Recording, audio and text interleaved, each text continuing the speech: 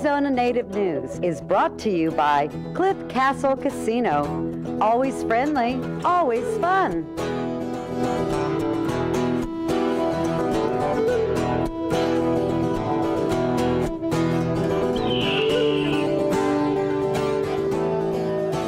Good morning, I'm Linda Whitewolf, and you're watching another edition of Arizona Native News. You know, I always bring you very, very distinguished guests. Well, today I'm so pleased to bring you a very important Native person new to our community, Colonel Joey Strickland, who is the new director of the Arizona Department of Veterans Services, appointed by our governor. Good morning, Colonel. Thank you. Thank you for having me. I really appreciate it. Well, you are new here in town, but you're not new in town, and you have such a distinguished career. I'd like you to talk to me about some of the things that you have done in your career and what you've done on the national. Yes, ma'am. Well, I hope everyone can understand my Southern English from Louisiana. It's cool talking to a native guy that's got a Southern drawl. Thank you, ma'am. Well, I had the honor of serving our country for nearly 30 years in the Army, starting out as a private and retiring as a colonel, full colonel, including 2 combat tours in Vietnam, and serving our nation around the world at West Point, Pentagon, different military installations, Fort Bragg, Fort Benning, almost everywhere Germany that you can think of. And after 30 years in the U.S. Army, I retired to my home state, Louisiana.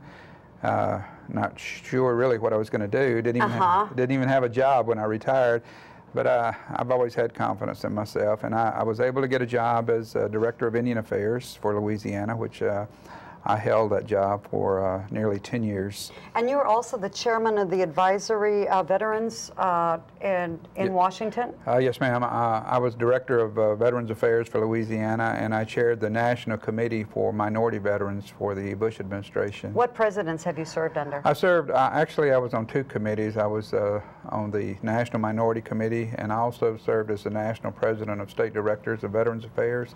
Both of those were under Bush, but I did represent my home state, Louisiana, under the Clinton administration during the Delta Conference, which is a group of states along the Mississippi, and there's an annual conference. It's called the Delta Conference that takes place in Washington.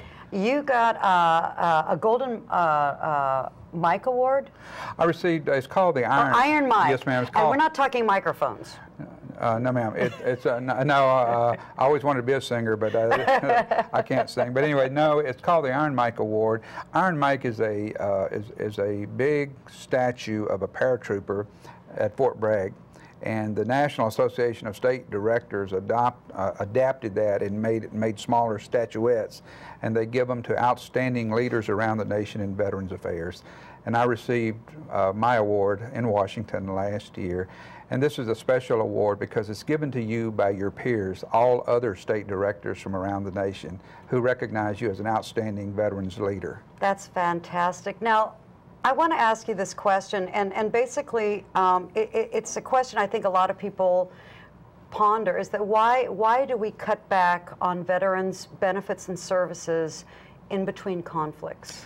I think that's a fair question, and I really think that the reason is because very few members of Congress today, in spite of the people like Senator McCain, who we all know about him, obviously, but there's very few veterans in Congress now, and so do they care?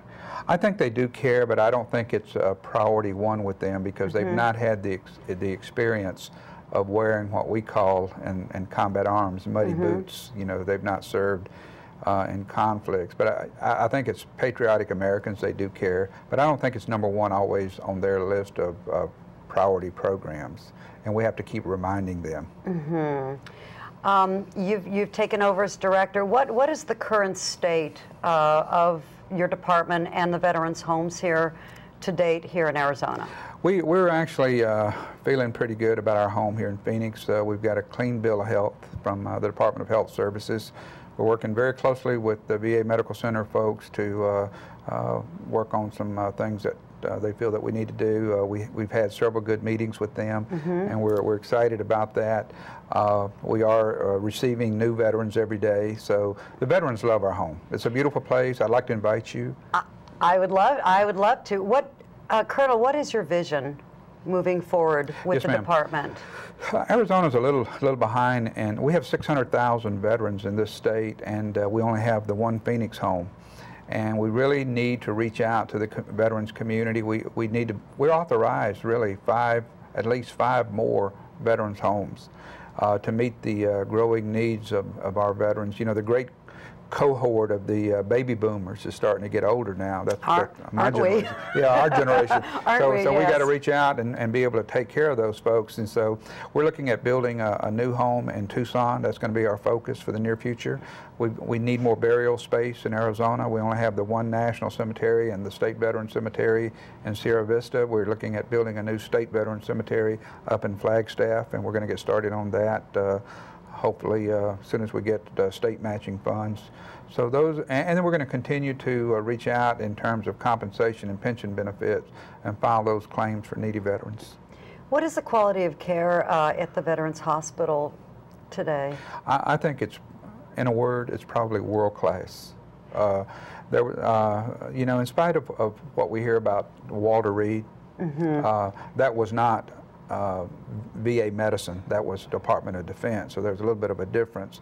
But the VA provides excellent, outstanding care throughout the nation, and veterans who now there is a waiting list for some specialties, but for the most part, you can't beat VA health care.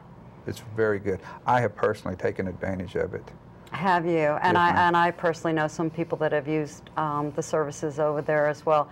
How can we show our appreciation for our veterans? You can just a myriad of ways. Attend Veterans Day ceremonies, attend Memorial Day ceremonies, write letters to the editors when you see maybe a slanted article about veterans. Unfortunately, Arizona has lost 150 young men and women killed in action. We just lost a young man just yesterday, a young man by the name of Castaneda. You know, I encourage people to honor those young people by attending their funerals, you know, sending just a little sympathy card to their families. There's something that all of us can do just to really show that. And Linda, the sky's the limit, you know, and how we can support our veterans. Colonel, I really appreciate you coming here today. Your first television interview since you've come to this position here. Well, and I want to thank you very much and continue the good work. I really appreciate it, and thank you. And coming up next is what you can see and do to experience the beauty of Indian country right here in your own backyard. Have a great day.